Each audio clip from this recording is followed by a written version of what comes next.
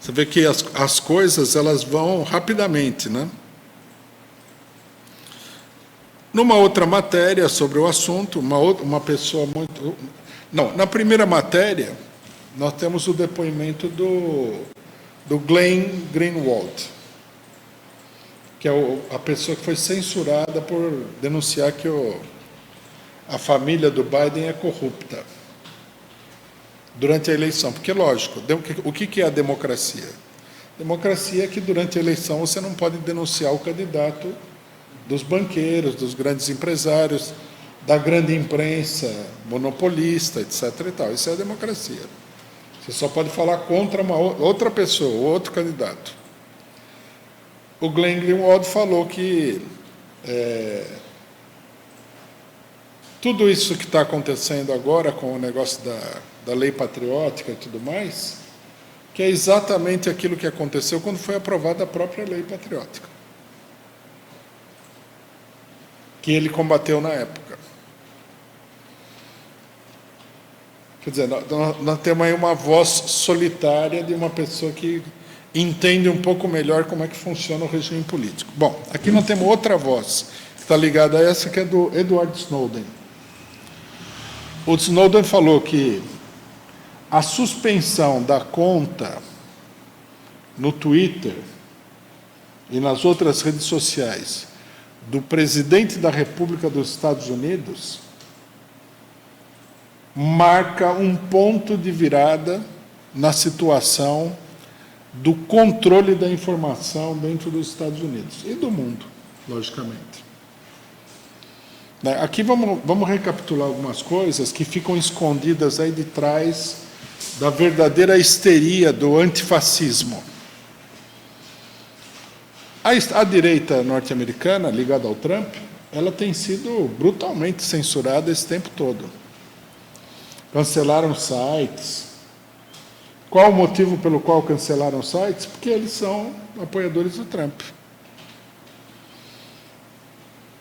Foram banidos de uma série de lugares. Quer dizer, a pessoa não pode falar.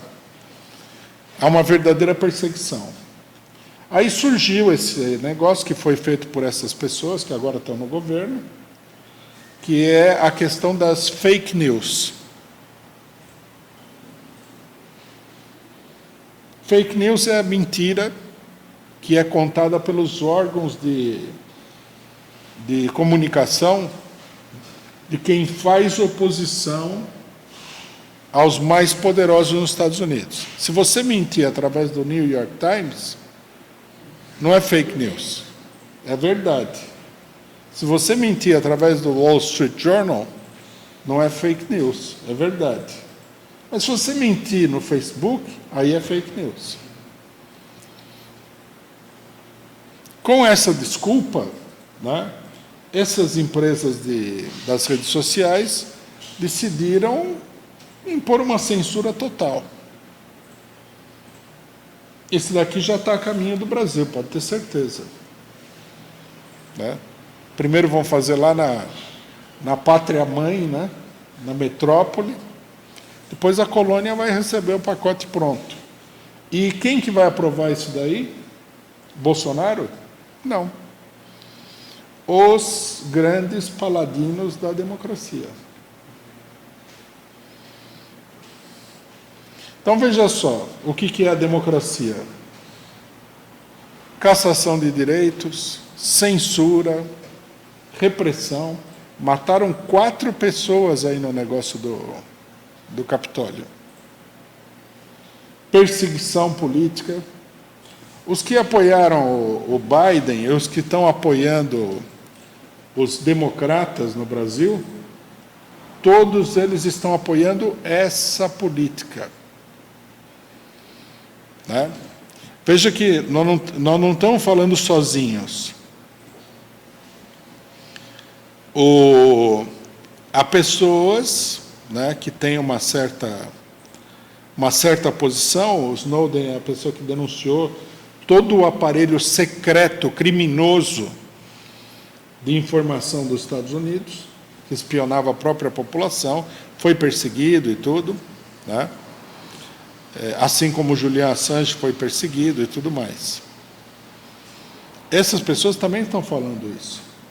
Quer dizer, que nós estamos vendo aqui que a chamada luta contra o fascismo, o chamado antifascismo, é uma cobertura, e uma cobertura muito transparente, para colocar em prática uma política fascista.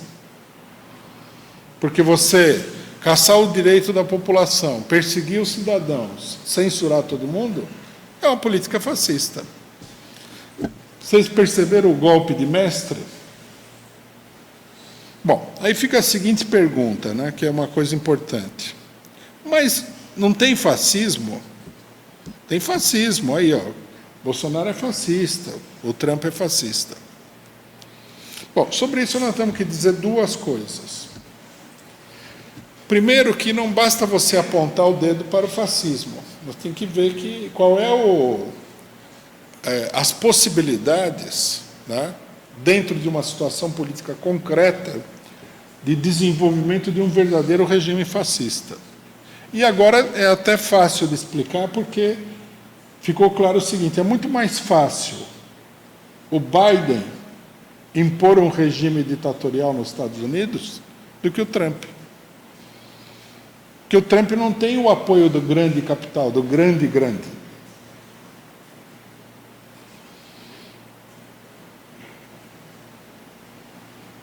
O pessoal, né, apresenta o fascismo, como acontece sempre, né, não como um fenômeno social, mas como uma espécie de fenômeno diabólico.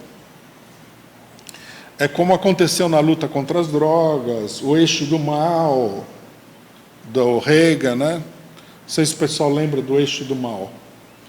Um conjunto de países que era o eixo do mal, principalmente o Irã.